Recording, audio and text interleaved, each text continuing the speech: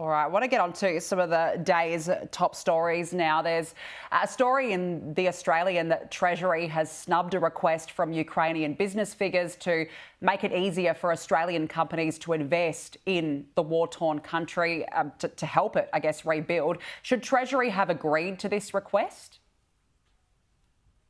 Of course they should, and they should have reprioritised to be able to do so. It's completely ridiculous to have a situation where you've got hundreds of millions of dollars of extra resources being put into Treasury and the Department of Foreign Affairs and Trade, and yet their response to this request for a double taxation agreement to be negotiated between Australia and Ukraine was, it's not one of our priorities right now. We've got other negotiations that have been prioritised.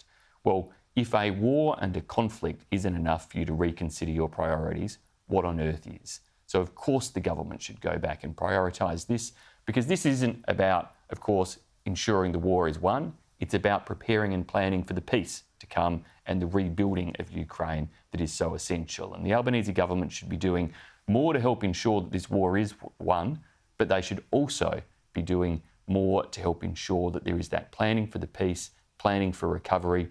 And in this case, a double taxation agreement would help ensure that Australian companies and investors who wish to could invest in Ukraine, enjoy the type of tax arrangements that don't see they're disadvantaged by doing so, and play a role in terms of that country's reconstruction and rebuild once they have, we hope, won this war against Russia.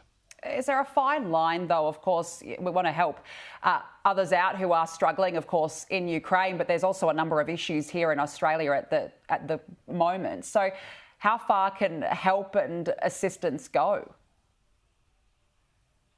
It's important to remember that the support for Ukraine isn't just about us supporting a faraway country that has been unfairly, illegally, immorally invaded by its neighbour.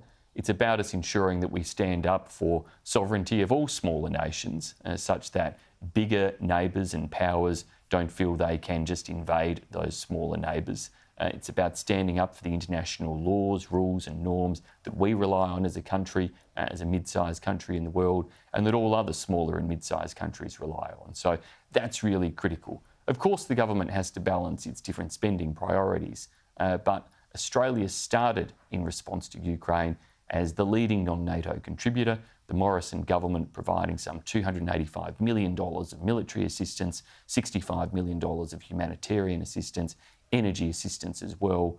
The Albanese government's recent effort, an alleged $110 million, but how on earth they've actually calculated that with what is an assortment of quite aged vehicles they're providing, when instead they should be considering and looking at providing what Ukraine has asked for: Australian-built Bushmasters, Australian-built Hawkeye vehicles.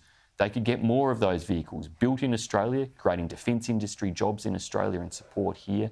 And that's the type of replenishment and commitment that we need to see from the Albanese government to make sure it's effective for Ukraine and a win for Australia.